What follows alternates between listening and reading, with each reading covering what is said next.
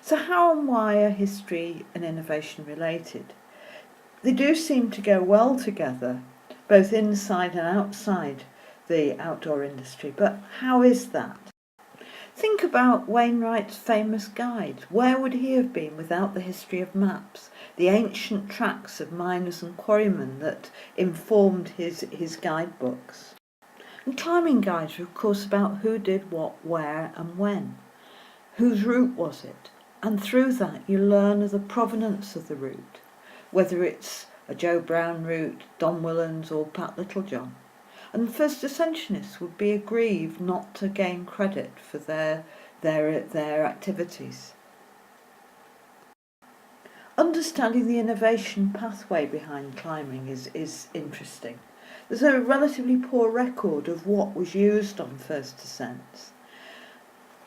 And even more poor is knowing what first ascensionists didn't have. And this isn't just for nostalgia or to pity them. It can help you understand what innovations are needed for next climbing achievements. History helps us understand innovation. As James Utterback, the MIT academic and author of Mastering the Dynamics of Innovation, says, those who study history and understand theory make better innovation predictions. Innovative businesses value history. Anyone who wants to design for the future has to live through the past. And companies such as BMW and Mercedes invested millions in museums co-located with their innovation centres, not for nostalgia, not just for marketing, but because they believe that successful innovation is informed by history. This is also true in the outdoor industry. Patagonia, for example, their whole approach to the environment is based on the long view, which history gives them. And similarly, Mountain Equipment Cooperative's business model is based around their important history. 10 years ago, Mike and I published Invisible on Everest, in which we tracked the evolution of innovation in mountaineering, clothing and equipment and hardware over a 200-year period. In Outdoor Gear Coach, we're making our research more accessible through multimedia analysis informed by techniques developed in our teaching. We use the 4 types of innovation, a model we developed in it for our students, to give insights and better understanding of innovation history, to show the relationship between business model, process, product and service innovation. We also use the diffusion curve.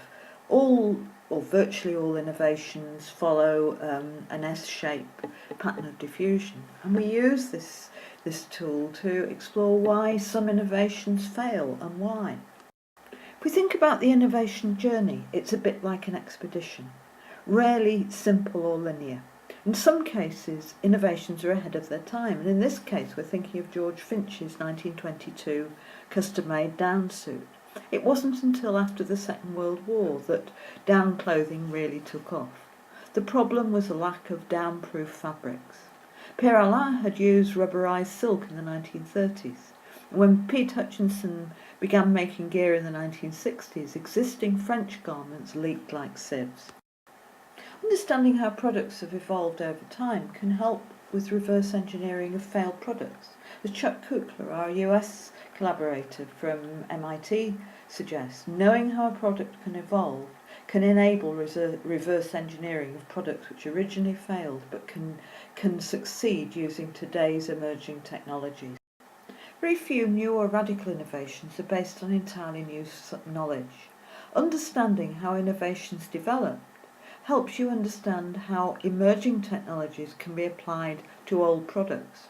As in this case, when Patagonia saw an opportunity to recycle plastic bottles to make fleece.